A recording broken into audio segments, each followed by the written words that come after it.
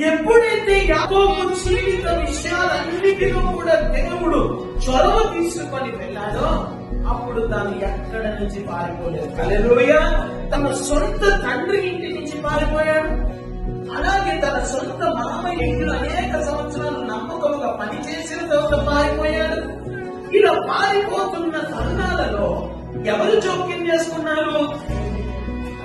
ఆయన ఆశీర్వదించబడ్డాడు. హల్లెలూయా.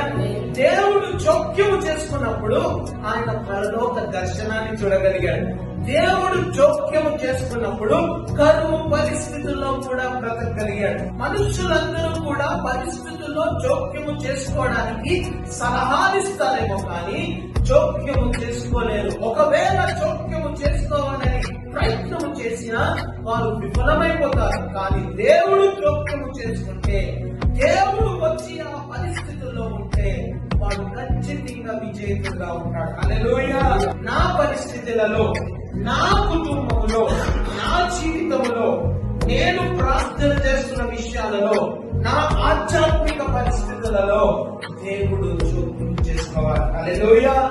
దేవుడు జోక్యము చేసుకున్నప్పుడు నేను ముందుకు ఈదగలుగుతాను. దేవుడు జోక్యము చేసుకుంటే నేను ఉన్నత స్థాయిలో నిలబడగలుగుతాను. దేవుడిని జోక్యము చేసుకోవడానికి అనుమతించండి.